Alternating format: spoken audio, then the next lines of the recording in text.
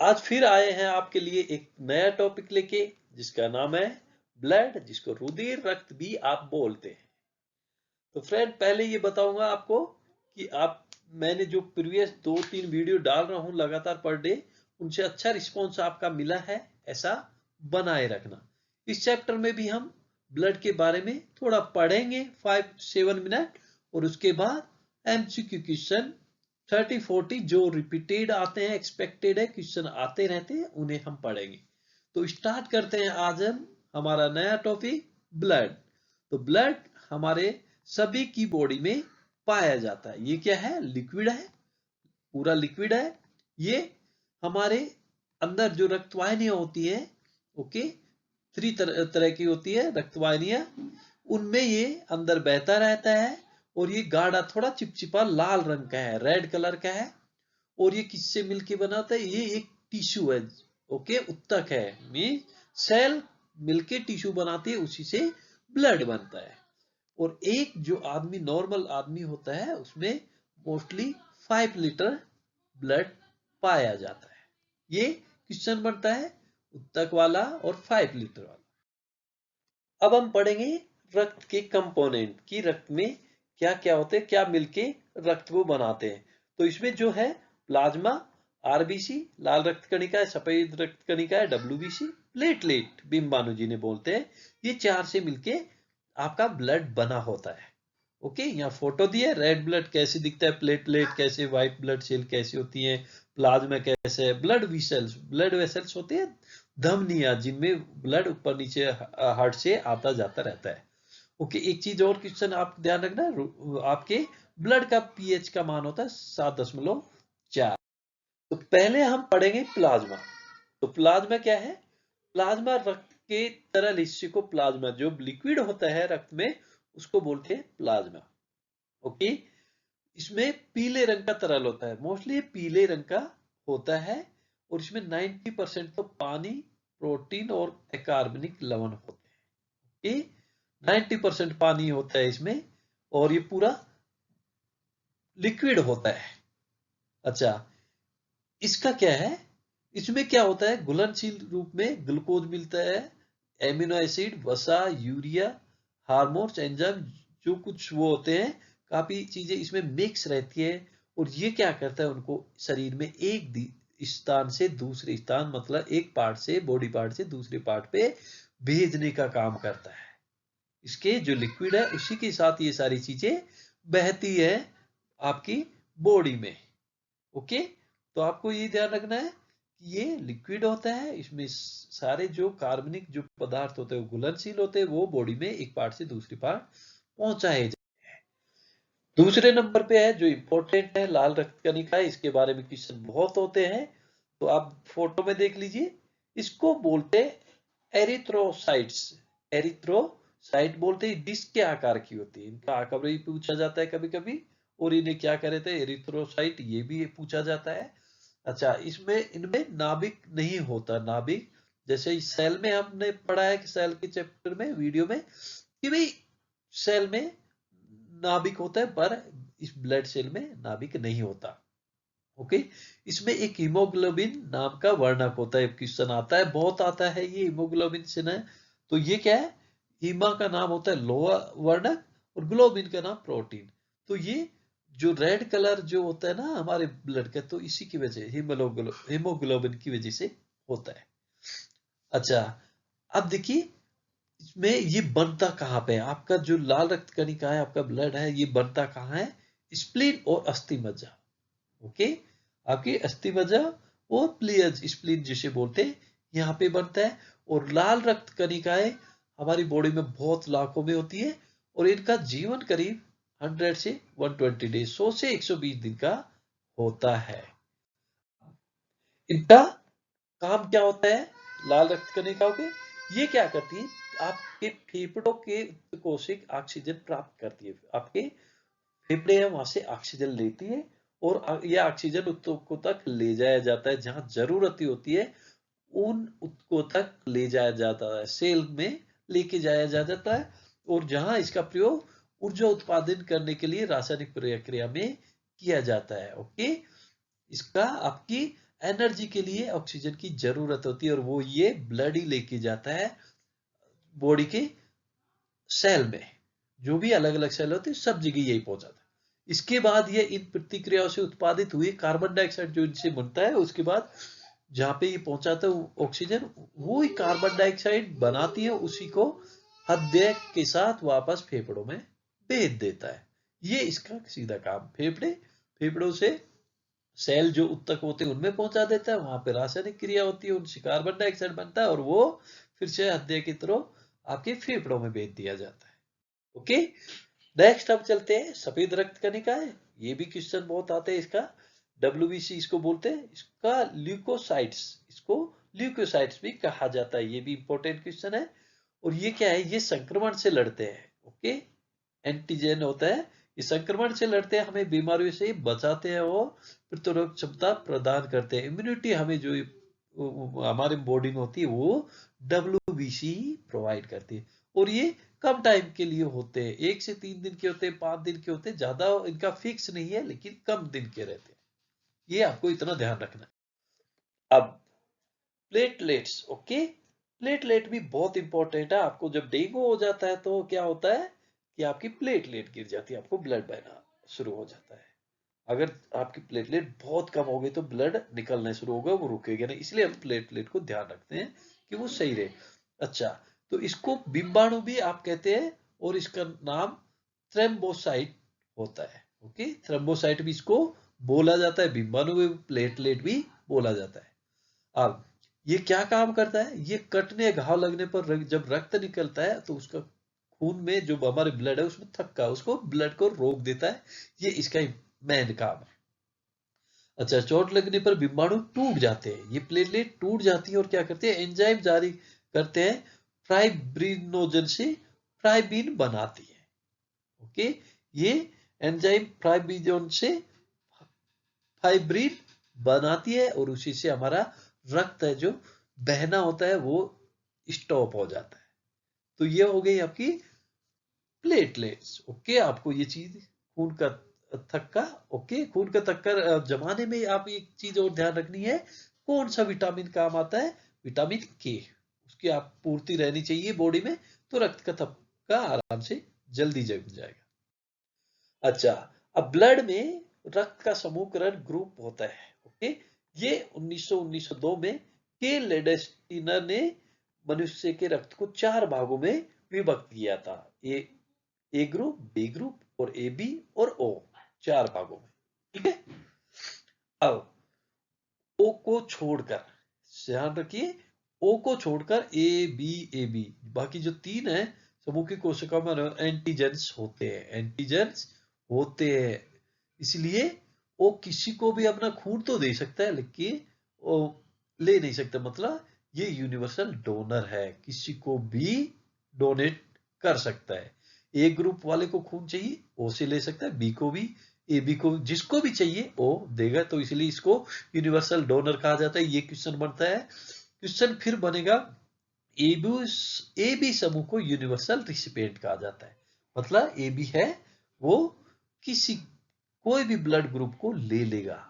A B को ए से भी मिल जाए, बी से भी मिल जाए, ओ से मिल जाए, सभी का वो ब्लड ग्रुप ले सकता है। Okay, clear? यस। अब आगे चलते हैं।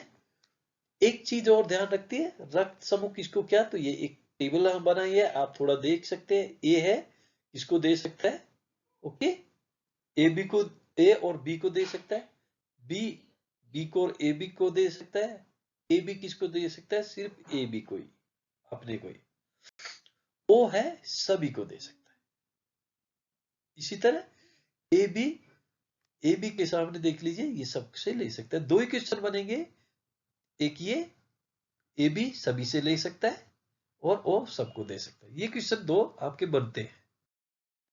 अच्छा, अब आता है आपका RH फैक्टर। ब्लड में RH फैक्टर होता है, एक्चुअली सबके ब्लड में नहीं पाया जाता।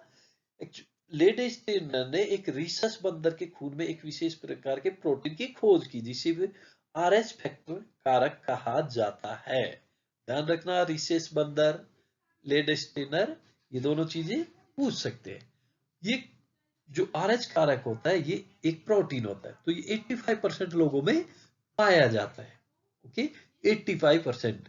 अब आप कहोगे सर बहुत लिखा है, पढ़ने में थोड़ी दिक्कत आती है कि इतना क्यों लिखते हो, थोड़ा शॉर्टकट। एक्चुअली कभी कभी चीजें समझाने के लिए, क्योंकि कई बार आपके माइंड पिक्चर है ना बड़े अक्षरों में लिखा है, मैंने ऐसे नहीं बहुत छोटे में लिख दी, तो आपके दिमाग में छप जाएगी। ओके, 85% लोगों को आपको ध्यान रखना है, होती है ऑलमोस्ट, ये कोई फिक्स नहीं है, लेकिन ये अच्छा। अब आपको लाल रक्त कोशिकाओं की सतह पर प्रोटीन है, क्या पाया है ये? रेड ब्लड जो सेल होती है उनमें उनकी सतह पर पाया जाता है, ये एक प्रोटीन है RH। ओके, तो अगर आपके ब्लड में RH पाया जाता है तो RH पॉजिटिव है, नहीं पाया जाता ये प्रोटीन तो आप RH नेगेटिव है। इसी के आधार पर जैसे आपके ब्लड ग्रुप होते ए पॉजिटिव, ए नेगेटिव, बी पॉजिटिव, तो पॉजिटिव होगा जिसके RH फैक्टर है, प्रोटीन है जिसके ब्लड में, और नेगेटिव होगा जिसके नहीं। ओके, अब देखो इससे प्रॉब्लम कोई कुछ नहीं होती कि भाई ये नहीं है तो क्या हो। इससे एक वो होता है कई बार जब प्रेग्नेंट महिला होती है, जब गर्भ धारण होता है उस टाइम उनको ध्यान रखना पड़ता है, क्योंकि अगर लेडीज ए नेगेटिव है, ध्यान से, RH नेगेटिव है, और उसका हस्बैंड RH पॉजिटिव है, तो उनके बच्चा पैदा करने में उस टाइम प्रॉब्लम आती है जब वो प्रेग्नेंट होती है। तो जब डिलीवरी के टाइम बहुत प्रॉब्लम आती है, तो इसके लिए कुछ इंजेक्शन होते हैं वो लगाए जाते हैं। अच्छा, अब रक्तचाप, ये भी इंपॉर्टेंट टॉपिक है, एक और छोटा सा है। ये क्या होता है रक्तचाप, क्या कहते हैं? धमनी की दीवार पर खून द्वारा डाले जाने वाला बल, फोर्स जो डालते हैं उसी रक्तचाप। धमनी मतलब जो ब्लड लेके, ओके, आपके जैसे आपके हार्ट से नीचे कौन ले जाता है? धमनियां ले जाती है ब्लड डिफरेंट पार्ट को, और डिफरेंट पार्ट से सिरा जो होती है वो फिर से ब्लड में लेके आती है कार्बन डाइऑक्साइड। तो ये भी एक क्वेश्चन बन जाएगा कि धमनी और सिरा क्या होती है, किसमें ऑक्सीजन किसमें ये। अच्छा, इसका उच्चतम बिंदु सिस्टोलिक प्रेशर, ऊपरी रीडिंग, और न्यूनतम डायस्टोलिक। ओके, ये दोनों भी पूछे जा सकते हैं। इसे किस किस उपकरण से मापा जाता है? स्पेगोमीटर। ओके, ये इंस्ट्रूमेंट आपको ध्यान रखना है। साथ ही एक इंपॉर्टेंट क्वेश्चन होगा, ये पूछा था रक्तचाप क्या होता है नॉर्मल, क्या? तो 120 और 80, 120 और 80। ओके, अब देखो उक्त रक्तचाप को क्या कहते हैं ये भी पूछा जाएगा। हाइपरटेंशन। अरे हाइपरटेंशन मत हो, आराम से रहो, ये बोलते हैं। और कम रक्तचाप नीचे गिर जाता तो हाइपोटेंशन बोलते हैं। तो ये इंपॉर्टेंट चीज है। लास्ट में आपका आता है, लास्ट इसमें बचेगा आपको रक्त परिसंचरण प्रणाली, कि रक्त आपकी बॉडी से कैसे कैसे पहुंचता है। तो रक्त में क्या होता है? ऑक्सीजन होता है, भोजन होते हैं पचाए हुए, हार्मोन होते हैं, एंजाइम होते हैं, ओके, और अन्य रासायनिक। तो ये सब क्या करता है? ब्लड पूरी बॉडी में ये चीजों की सप्लाई करता है। ओके, फिर उसके बाद इसका दूसरा काम है, ये कार्बन डाइऑक्साइड और यूरिया जैसे जो अपशिष्ट पदार्थ है इनको प्राप्त भी करता है, उनको अपनी अपनी जगह भेजता है। ओके, यूरिया कहाँ? ब्लड में भेजना है। कार्बन डाइऑक्साइड क्या? दोबारा से आपके फेफड़ों में भेजनी है, ये इसका काम है। अच्छा, मनुष्य में जो रक्त परिसंचरण होता है, ट्रांसपोर्टेशन मतलब परिसंचरण, तो ये कैसे होगा? आपके हार्ट में पंप की तरह काम करता है, वो धक धक जो करते हैं ना, वो इस जो वो पंप की तरह वो करता है, उससे ब्लड में प्रेशर बढ़ता है, और वो आपकी बॉडी में दूसरी जगह जाएगा जहां पे जरूरत है, क्या लेके? ऑक्सीजन को, पचाए भोजन को, हार्मोन को, एंजाइम को, सभी को। अच्छा, और ये ध्यान रखना, 3 तरह की होती है। ओके, ये 3 प्रकार की होती है जो ब्लड आपका सर्कुलर होता है। कैसे होते हैं इनमें? धमनियां, नसें और कोशिकाएं। धमनियां जो आपके हार्ट से पार्ट में जाती है वो ब्लड, और नसें होती है जो दोबारा हार्ट में लेके आती है और कार्बन डाइऑक्साइड के साथ, और धमनियां ऑक्सीजन के साथ जाती है। केशिकाएं होती है बहुत छोटी छोटी होती है, जो क्या होती है, ये आपकी जो नसें हैं उनसे मिली रहती है, कि भाई कोई भी चीज है, डाइजेशन कुछ चीज है, वो सब एक साथ मिलके नसों से जुड़ती है, फिर वो नसें ब्लड के थ्रू उस चीज को बॉडी के जहां पे इसकी आवश्यकता है उस जगह पहुंचाती है, या कार्बन डाइऑक्साइड है तो उसको आपके हार्ट में और फेफड़ों में पहुंचा देती है। ये तो हो गया आपका चैप्टर। हम देखेंगे आपका एमसीक्यू जो क्वेश्चन आपके आ सकते, मैंने आंसर दिया, आपको ध्यान रखने हैं कि क्या निम्न में कौन से जीव में रक्त नहीं होता किंतु वे सांस लेते हैं। तो ये कुछ एनिमल्स हैं, उनमें हाइड्रा एक ऐसा है जिसमें रक्त नहीं होता लेकिन वे सांस भी लेते हैं। वो उनका वाटर के थ्रू उनका वो होता है, उनको ब्लड नहीं। फिर है लाल रक्त कोशिका का निर्माण हमारे शरीर में किस भाग में होता है। तो ये अस्थि मज्जा हमने पढ़ चुके हैं, स्प्लेन और अस्थि मज्जा। ध्यान रखना रक्तचाप किससे मापते हैं, बड़ा नाम है स्पिगोमेटर। एग्जाम में भी आ जाए तो बड़ा सा नाम याद आपको रह जाएगा। यदि रक्त से कोशिकाएं हटा दी जाए तो शेष द्रव कैसा होगा, भाई क्या बचेगा। कोशिकाएं हटा दी जाएगी तो आपको ब्लड और रेड ब्लड और व्हाइट ब्लड को तो प्लाज्मा बचता है।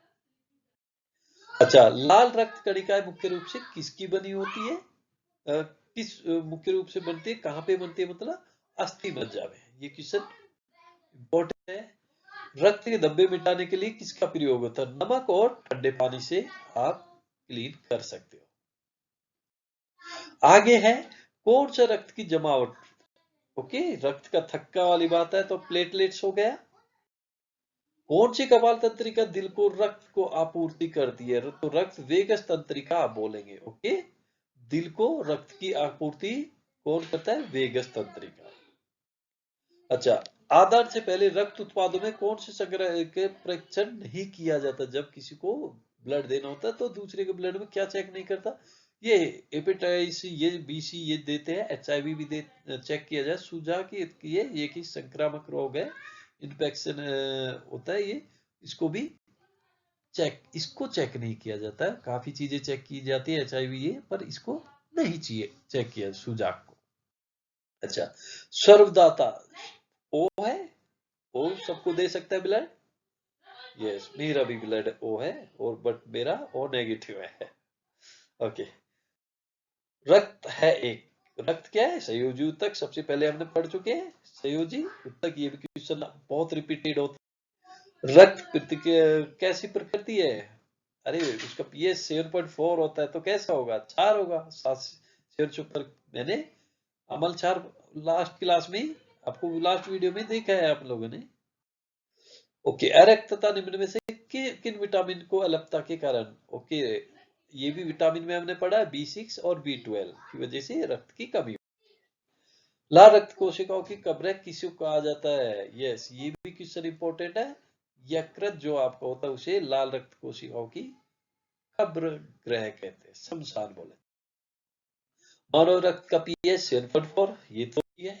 मानव शरीर में लाल रक्त सेल बनाती है, कहां पे, फिर से रिपीटेड हो गया, अस्थि मज्जा, क्योंकि ये रिपीटेड हमने उठाए हैं कि कहां कहां किस तरह से क्वेश्चन पूछे गए, कोई एसएससी में, कोई स्टेट गवर्नमेंट के किसी जॉब में, तो उसी से हमने ये क्वेश्चनों को आपके लिए कलेक्ट किया।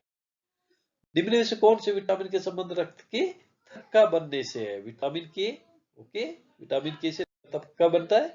अच्छा, रक्त क्षारीय होता है तो इसकी वैल्यू 7.35, ओके 7.35 से 7.45 है। प्रचुर मात्रा में रक्तस्राव के लिए इस शब्द का प्रयोग किया जाता है, हेमरेज, ओके ज्यादा रक्तस्राव होता है तो इसे हेमरेज होना बोलते हैं।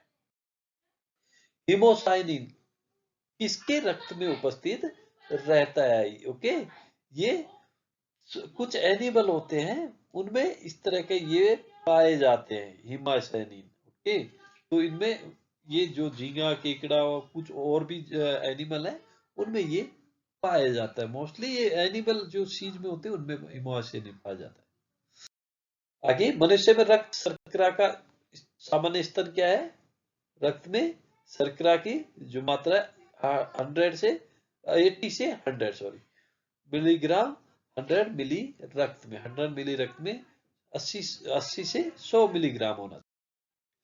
रक्त विश्व रक्तदान दिवस कब होता है, 14 जून। आपको भी, मैं भी कराता रहता हूँ रक्तदान, काफी बार मैंने डोनेट किया है। आपसे भी रिक्वेस्ट है कि आपको करना चाहिए, और स्पेशली अगर आपका ग्रुप इस तरह का है जैसे वो मेरा और नेगेटिव, तो जरूर ध्यान रखिए। वैसे भगवान चाहे कुछ नहीं हो पर ध्यान रखना है, और ये मानवता के लिए भी अच्छा है, क्योंकि लाल रक्त कणिका एक बहुत जल्दी बन जाती है ना आपको, तो उसकी टेंशन नहीं है। ब्लड खूब होता है हमारे बॉडी में, 5 लीटर है, ओके, और वो बन जाता है तुरंत आपके देने। रक्त द्वारा वाहिका भित्ति पर लगाया जाने वाला बल रक्तचाप, प्रेशर जो होता है। उस द्रव ऊतक का नाम जो रक्त के समान परंतु रंगीन और प्रोटीन कम होता है, ओके। लसिका, जो लसिका है वो क्या होती है, रंगीन होती है और इसमें प्रोटीन कम होता है।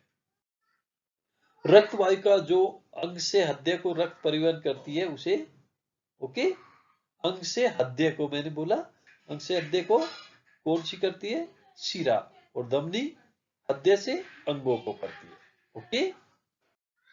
रक्तचाप में उच्चतम बिंदु क्या कहलाता है, उक्त हाइपरटेंशन। हाइपरटेंशन हो गया बोलते हैं ना। इंसुलिन, इसमें वो कितनी मात्रा होनी चाहिए, अभी हमने पढ़ा 80 से 120 मिलीग्राम। कौन मानव हृदय तक अशुद्ध रक्त पहुंचाता है, फेफड़ों की धमनियां, ओके। क्या बोल, ध्यान रखना, हृदय तक कौन सा पहुंचाता है, तो इसमें फेफड़ों की नस और धमनियां पूछ रहा है, तो धमनियां ध्यान रखना है, क्योंकि फेफड़ों से ब्लड आता है हार्ट के पास, तो उसके लिए भी सिरा और धमनियां, ओके। उक्त रक्तचाप दिवस कब मनाया जाता है, हाई ब्लड प्रेशर जो होता है 17 मई को, ओके। एक दवा है जो हृदय के कार्य को धीमा करती है और उक्त रक्तचाप के लिए यूज में लाई जाती है, उसको बोलते हैं बीटा ब्लॉकर। बीटा ब्लॉकर हृदय की गति को धीमी करती है।